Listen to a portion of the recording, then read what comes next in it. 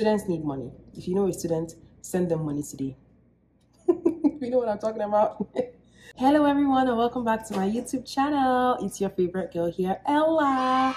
Porch Ella. Yay!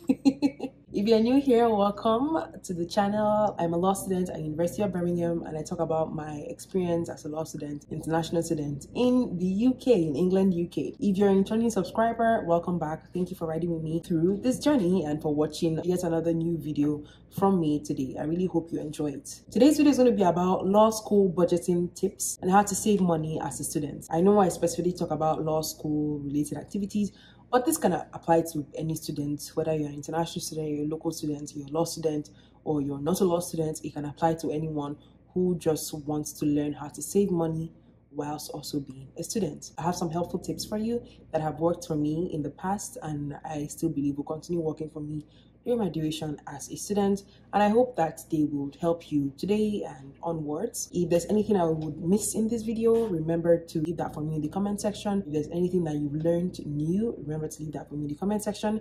If you've not done so, please endeavor to subscribe. It helps with our channel growth. I can see our views increasing, but the subscription is not matching, and that's not nice for me. So please subscribe. I'm trying to get us to at least over 1,000 subscribers as soon as possible. Leave me a like on this video. I know you're going to like it. Click on the like button. It's free. It's free to subscribe. Remember to share today's video while watching or after watching. Leave a comment, and finally turn on your notification bell so you get notified whenever I post my video. The first budgeting tip I have for you is very easy. Common sense, essentially. It's having a bank account. Yes, I've spoken about this before on how to open your bank account if you're in the UK. It's not just about opening any type of bank account. It's good for you to have a checkings/current account and your savings account as well. So obviously having more money in your savings account and your current account, knowing how to manage that, knowing what your bank interests are, is generally good for you to save. So if you have more money in your savings account than in your current account, then that kind of helps you with your spending habits most of the time. The next one will be for you to have a weekly or a monthly budget depending on how you live. So for example, if you are in the UK, rent is posted weekly. So if you've not paid your entire rent for an entire year, then you would see your rent payment on a weekly plan. However, if you're in other places, which I mean North America essentially, then your rent is monthly. Just having your budget set and ready and outlining what your fixed budget are and what your varied budget are would help you. So for example, your rent could be a fixed time number. Your phone bill can be fixed. If you pay for electricity, water, light bill, those could be fixed type of bills that you know, okay, each month £100 is leaving my account for rent, £10 is leaving my account for a phone bill, £20 is leaving for electricity. You know what your fixed expenditure is. And then for your varied expenditure will be things like groceries. You can budget things to say, okay, £25 or £30 a week depending on where you live. That's what I'm going to use for my groceries this week. That can vary depending on how much stuff that you have in your house. So that's why it's a varied payment. That would also help you with your budgeting skills. So you can decide to have a weekly budget or a monthly budget, whatever works for you, and try as much as you can to stick to that budget. The next thing on my list will be having an eating out budget. Can't be a hypocrite and say you don't eat out, but yeah, you can have set out money that you'd use in eating out. Know how much you eat out. Obviously eating out all the time is expensive, but it's good to spoil yourself once in a blue moon. It's good to spoil yourself. So obviously set out a budget for that, for maybe your entire academic year, and say, okay, this is £200 I'm setting out for this semester for me to use in eating out at any time I want. Always also lets you know where your money is going to and where your money is being spent and how to account for it as well. The next point, healthy point, which I would also divulge in a very specific video later on, will be knowing locations where you buy certain things from, where you make certain purchases. Now, being that I've lived in UK for the last year, I would say that groceries are very affordable, much more affordable than Canada. I don't know what's going on here in Toronto, but the grocery prices don't make any sense to me whatsoever. Whatever the government is doing, okay, I'm going off tangent, but anyways, it doesn't make any sense. Let me come back to what I was saying.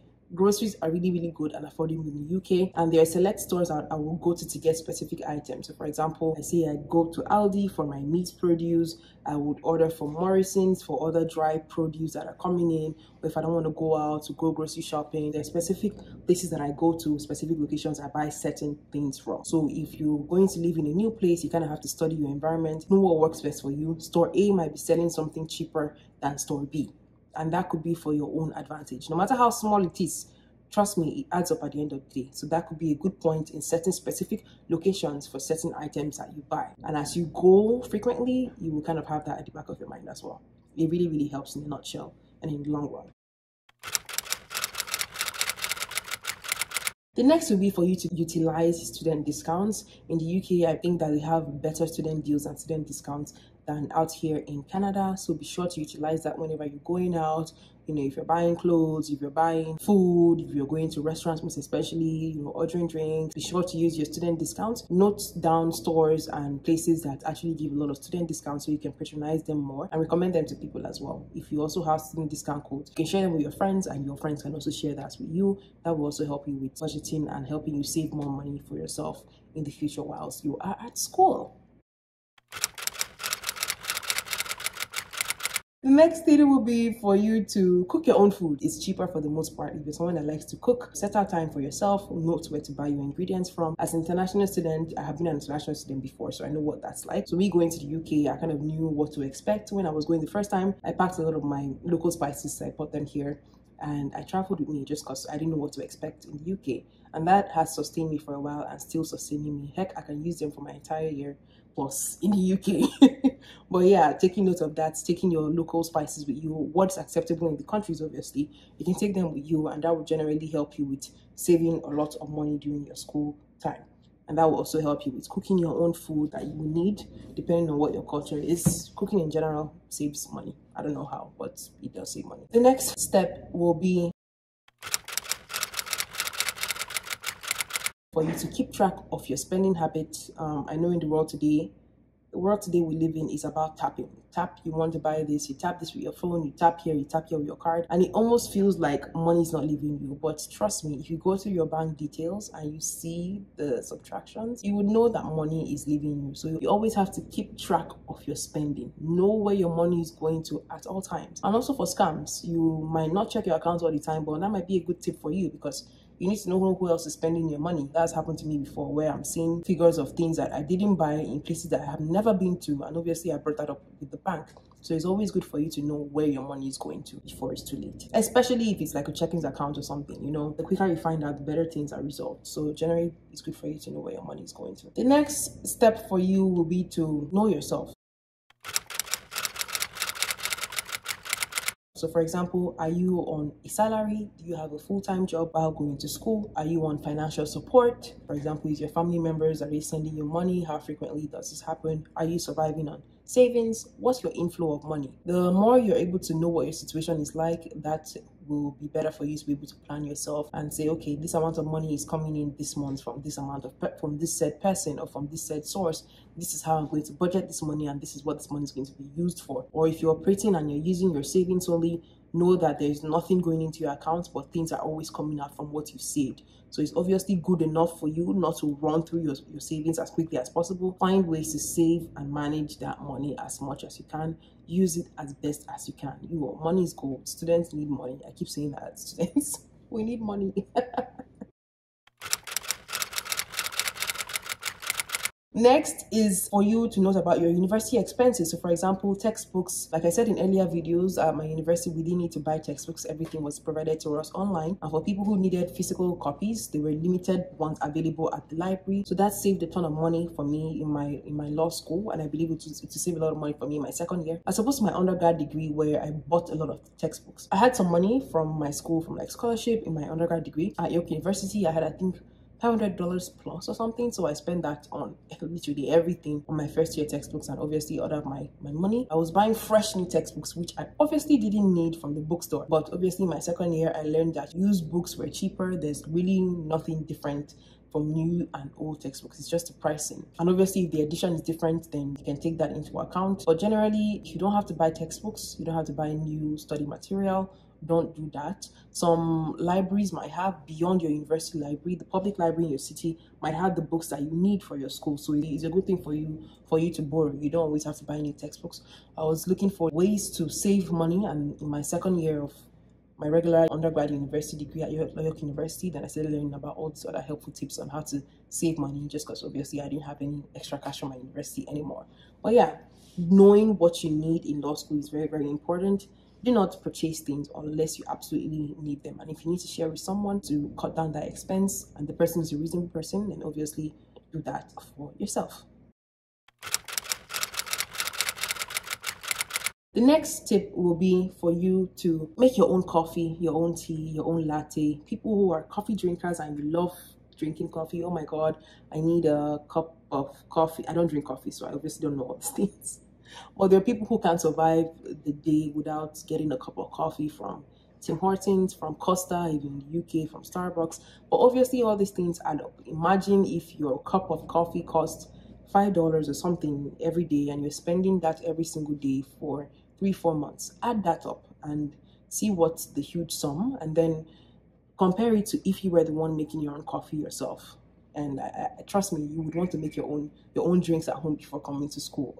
Yeah, so these are ways for you to save money. Stop buying that coffee out there. Make your own coffee, make your own tea at home if you're a student, and bring it to school. No one's gonna know. Put it in the branding cup if you want to do that. But that's a great way of saving money, trust me. Or you can just continuously tap away if you're rich like that. It depends on you.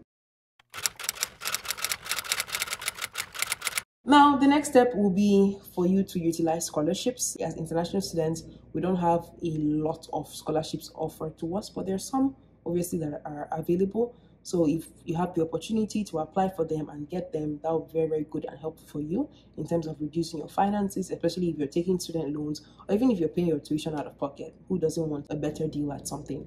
That would be really, really helpful. You can use your scholarship money that you would have used to pay your tuition or that you receive. You can put it towards another need of yours or save it for rainy days. You don't know when that might be. The third to last thing on my list would be to stop impulse buying. We're living in a society that is a trend-setting society. This is trending, this new phone is coming out, this new laptop is coming out, these new shoes are coming out. For ladies, this new makeup is coming out, this is coming out. It doesn't matter. It's going to the trend is going to die. It's going to die out. Trust me. No trend lives long. Everything will die out and new things will come. So if you're someone that buys on an impulse, you're easily influenced by something, you have to probably check that habit of yours. Try and look within yourself and ask yourself, do you really have this money to spend and waste on stuff like this and acquire more debts? That's not good. Pay off your debts if you have any, pay them little by little. Good debts are good, but anything about impulse buying, you have to really, really check that, just because your money is just going to be going to the wrong places and in no time, you're going to see that you're broke. And then you have to come watch this video again. But don't get to that point. You don't want to get to that point. And finally, it would be for you to not buy what you can't pay for. And that I was talking about loans. Now, obviously, we live in the West. We have a lot of the credit card system, and you pay for stuff with your credit card, and then you pay off your credit card at the end of the month. Try as much as you can to avoid paying just minimum balance. So obviously, when you're spending with your credit card, make sure that you have that money in your account already to pay it off. That way you can avoid interest that the bank will set up for you for people who are owing them. Avoid interest like a plague if you can, if you have the means to. Pay off your debt. Pay off your debt. Do not bite more than you can chew. Do not take it more than you can swallow. Take it from me. It's very, very important. Nobody likes being broke out here, especially if you're a student in a foreign country, far away from home, family, and friends. Do buy what you can afford and do not buy what you cannot afford. Trust me, it will become cheaper eventually, or your tasting it might just die down. These are all the tips I have for you all today. If you've enjoyed this video, let me know in the comment section. If you want me to do more videos like this about budgeting, let me know in the comment section. If you have any questions, any suggestions, let us know in the comment section. This looks like it's going to be a quite long video than what I expected, but I know that you would enjoy it and I know it will be helpful to a lot of you. So please ensure to share the video, like if you've not already liked it, turn on your notification bell so you get notified whenever I post my video, and if you've not done already, please subscribe. I will catch you all in the next one. Thank you for watching. Bye.